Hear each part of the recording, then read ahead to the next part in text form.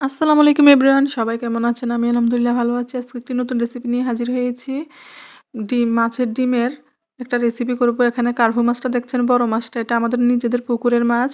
এই মাছটা কেটে এই ডিমগুলো হয়েছে। এখান থেকে আরও একটু বেশি হয়েছে। অর্ধেকটা ডিম আমি রেখে দিয়েছি, অর্ধেকটা ডিম আজকে আমি রান্না করব। এখানে আমি একটা টমেটো নিয়েছি, টমেটোটা আমি ডিমের মধ্যে দিয়ে রান্না করব। এই বড় সাইজের টমেটোটা আমি নিয়েছি। এখানে আমি আরও কুচি করে নিয়েছি, টমেটোটা কুচি করে নিয়েছি, পেঁয়াজ কুচি করে নিয়েছি, ধনেপাতা নিয়েছি। এগুলা সব উপকরণগুলো আমি কুচি করে নিয়েছি।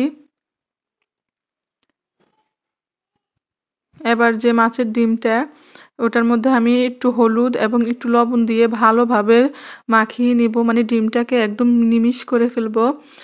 মাঝখান দিয়ে বলি, রুবিস রেসিপি চ্যানেলটি সবাই সাবস্ক্রাইব করবেন, শেয়ার করবেন, কমেন্ট করবেন, অবশ্যই জানাবেন আমার রান্নাগুলো আপনাদের কেমন লাগে।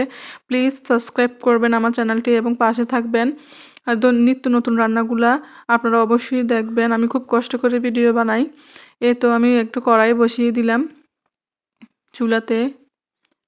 রাতের বেলা আমি এই রান্নাটা করছি, সেজন্য একটু অন্ধকার দেখা যাচ্ছে। তো এখানে আমি দিয়ে দিলাম পেঁয়াজ কুচি।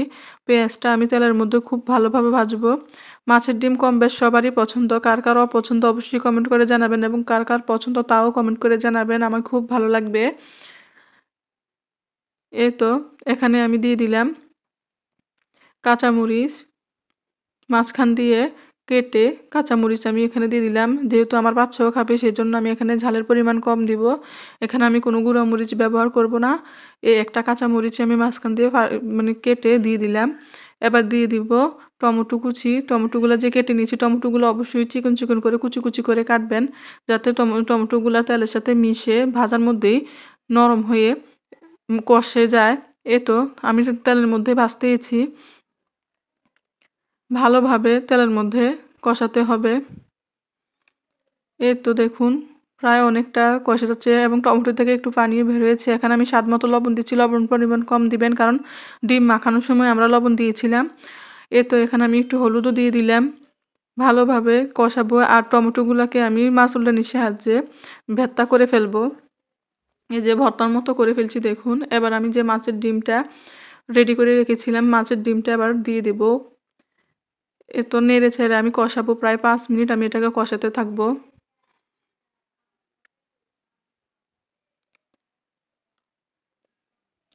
আমাদের নিজস্ব একটা পুকুর আছে, সেই পুকুর থেকে আমরা মাছ ধরি কম বেশ। আমরা কিনা মাছটা একটু কমে খাই।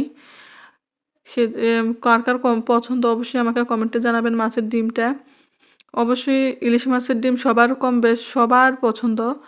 আমি এখানে কার্পু মাছের ডিমটাই আপনাদেরকে দেখাচ্ছি, কারণ ইলিশ মাছ তো আর পুকুরে পাওয়া যাবে না। এই তো আমি ঢাকনা দিয়ে 5 মিনিটের জন্য রান্না করব। 5 মিনিট পর ফিরে আসলাম, দেখুন অনেকটা পানি কমে আসছে, রান্নাটা ফ্রাই হয়ে আসছে। আর লো হিটে করবেন, মিডিয়ামে থেকে একটু কম হিটে করবেন, বেশি করলে কিন্তু পুড়ে যাওয়ার সম্ভাবনা। পুড়ে গেলে কিন্তু মাছ মানে ডিমটা স্বাদ লাগবে না। আর লো হিটে করলে ডিমটা ভালোভাবে সিদ্ধ হবে, ভালো লাগবে খেতে।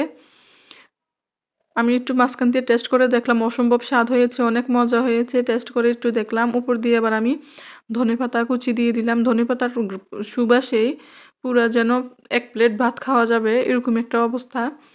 এই তো রান্না করতে করতে কিন্তু আমি চেকে চেকে বারবার দেখছি কেমন হচ্ছে, কিন্তু অসাধারণ লাগেছে আমার কাছে।